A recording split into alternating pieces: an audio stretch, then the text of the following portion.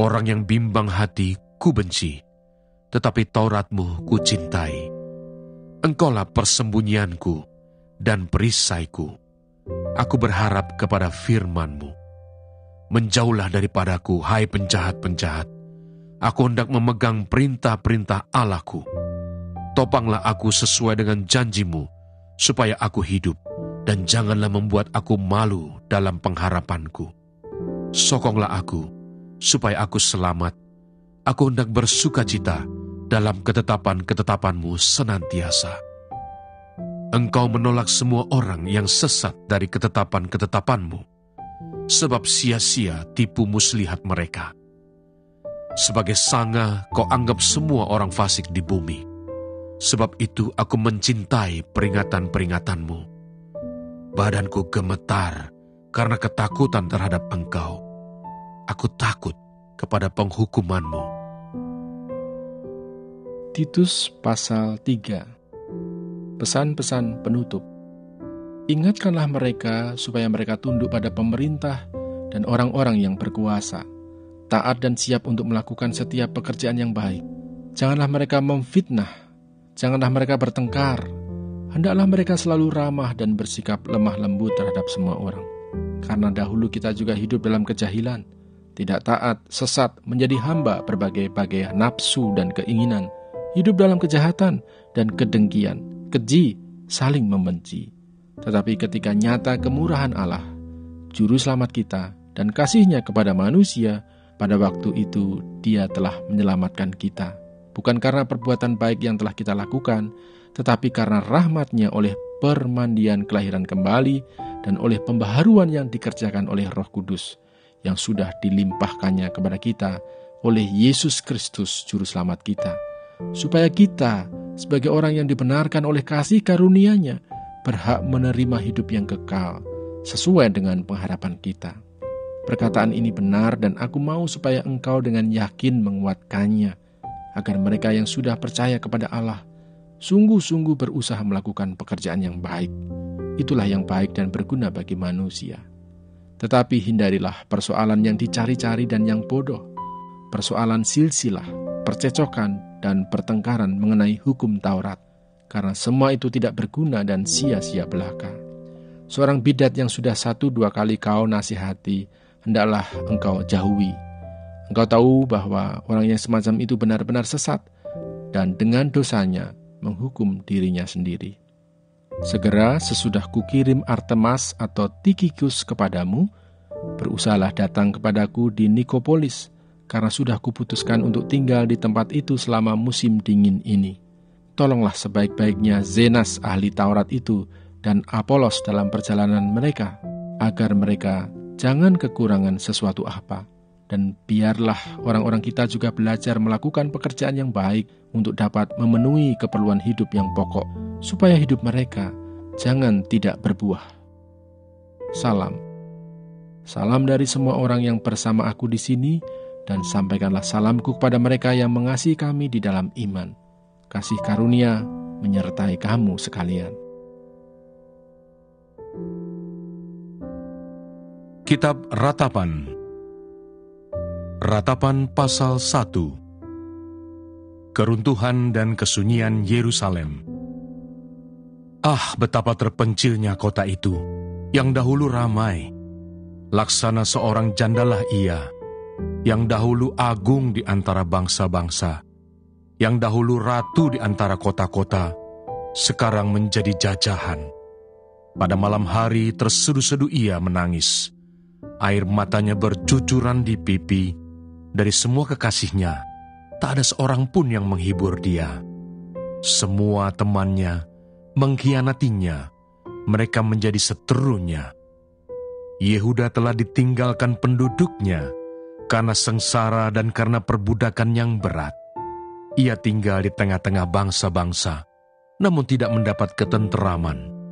Siapa saja yang menyerang dapat memasukinya pada saat ia terdesak. Jalan-jalan ke Sion diliputi duka cita karena pengunjung-pengunjung perayaan tiada. Sunyi senyaplah segala pintu gerbangnya. Berkeluh kesahlah imam-imamnya. Bersedih pedih darah-darahnya dan dia sendiri pilu hatinya. Lawan-lawan menguasainya, seteru-seterunya berbahagia. Sungguh, Tuhan membuatnya merana karena banyak pelanggarannya. Kanak-kanaknya berjalan di depan lawan sebagai tawanan. Lenyaplah dari putri Sion segala kemuliaannya. Pemimpin-pemimpinnya bagaikan rusa yang tidak menemukan padang rumput. Mereka berjalan tanpa daya di depan yang mengejarnya. Terkenanglah Yerusalem pada hari-hari sengsara dan penderitaannya akan segala harta benda yang dimilikinya dahulu kala, tatkala penduduknya jatuh ke tangan lawan dan tak ada penolong baginya.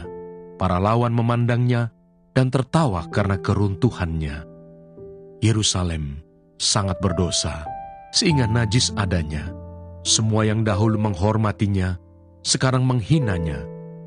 Karena melihat telanjangnya, dan dia sendiri berkeluh kesah dan memalingkan mukanya. Kenajisannya melekat pada ujung kainnya. Ia tak berpikir akan akhirnya. Sangatlah dalam ia jatuh. Tiada orang yang menghiburnya. Ya Tuhan, lihatlah sengsaraku, karena si seteru membesarkan dirinya. Si lawan mengulurkan tangannya kepada segala harta bendanya. Bahkan harus dilihatnya bagaimana bangsa-bangsa masuk ke dalam tempat kudusnya. Padahal Engkau ya Tuhan telah melarang mereka untuk masuk jemaah-Mu. Berkeluh kesah seluruh penduduknya sedang mereka mencari roti. Harta benda mereka berikan ganti makanan untuk menyambung hidupnya. Lihatlah ya Tuhan, pandanglah betapa hina aku ini. Acuh tak acuhkah kamu sekalian yang berlalu? Pandanglah dan lihatlah, apakah ada kesedihan seperti kesedihan yang ditimpakan Tuhan kepadaku, untuk membuat aku merana tatkala murkanya menyala-nyala. Dari atas dikirimnya api, masuk ke dalam tulang-tulangku, dihamparkannya jaring di muka kakiku, didesaknya aku mundur, aku dibuatnya terkejut, kesakitan sepanjang hari. Segala pelanggaranku adalah kuk yang berat, suatu jalinan yang dibuat tangan Tuhan, yang ditaruh di atas tengkukku, sehingga melumpuhkan kekuatanku. Tuhan telah menyerahkan aku ke tangan orang-orang yang tidak dapat kutentangi. Tuhan membuang semua pahlawanku yang ada dalam lingkunganku. Ia menyelenggarakan pesta menentang aku untuk membinasakan teruna-terunaku. Tuhan telah menginjak-injak putri Yehuda, darah itu, seperti orang mengirik memeras anggur. Karena inilah aku menangis. Mataku mencucurkan air, karena jauh daripadaku penghibur yang dapat menyegarkan jiwaku. Bingunglah anak-anakku, karena terlampau kuat si seteru.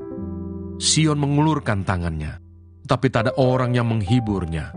Terhadap Yakub dikerahkan Tuhan, tetangga-tetangganya sebagai lawan. Yerusalem telah menjadi najis di tengah-tengah mereka. Tuhanlah yang benar, karena aku telah memberontak terhadap firman-Nya. Dengarlah hai segala bangsa, dan lihatlah kesedihanku. Darah-darahku dan teruna-terunaku pergi sebagai tawanan. Aku memanggil kekasih-kekasihku, tetapi mereka memperdayakan aku. Imam-imamku dan para tua-tuaku telah mati semuanya di kota, tatkala mencari makan bagi dirinya untuk menyambung hidupnya. Ya Tuhan, lihatlah betapa besar ketakutanku, betapa gelisah jiwaku. Hatiku terbolak-balik di dalam dadaku, karena sudah melampaui batas aku memberontak. Di luar, keturunanku dibinasakan oleh pedang, di dalam rumah oleh penyakit sampar. Dengarlah bagaimana keluh kesahku, sedang tiada penghibur bagiku. Seteru-seteruku mendengar tentang kecelakaanku. Mereka gembira karena Engkau yang mendatangkannya. Datanglah kiranya hari yang telah Engkau umumkan itu, dan biarlah mereka menjadi seperti aku. Biarlah segala kejahatan mereka datang ke hadapan-Mu, dan perbuatlah kepada mereka seperti Engkau telah perbuat kepadaku, oleh karena segala pelanggaranku, karena banyaklah keluh kesahku dan pedih hatiku. Ah, betapa Tuhan menyelubungi putri Sion dengan awan dalam murkanya. keagungan Israel dilemparkannya dari langit ke bumi. Tak diingatnya akan tumpuan kakinya tatkala ia murka. Tanpa belas kasihan, Tuhan memusnahkan segala ladang Yakub. Ia menghancurkan dalam amarahnya benteng-benteng putri Yehuda. Ia mencampakkan ke bumi dan mencemarkan kerajaan dan pemimpin-pemimpinnya. Dalam murka yang menyala-nyala, ia mematahkan segala tanduk Israel, menarik kembali tangan kanannya pada waktu si seteru mendekat, membakar Yakub laksana api yang menyala-nyala, yang menjilat ke sekeliling. Ia membidikan panahnya seperti seorang seteru dengan mengacungkan tangan kanannya seperti seorang lawan, membunuh segala yang menyenangkan mata dalam kemah putri Sion, memuntahkan geramnya seperti api. Tuhan menjadi seperti seorang seteru. Ia menghancurkan Israel, meremukkan segala purinya, mempuingkan benteng-bentengnya, memperbanyak susah dan kesah pada putri Yehuda. Ia melanda kemahnya seperti kebun, menghancurkan tempat pertemuannya. Di Sion Tuhan menjadikan orang lupa akan perayaan dan Sabat, dan menolak dalam kegeraman murkanya raja dan imam.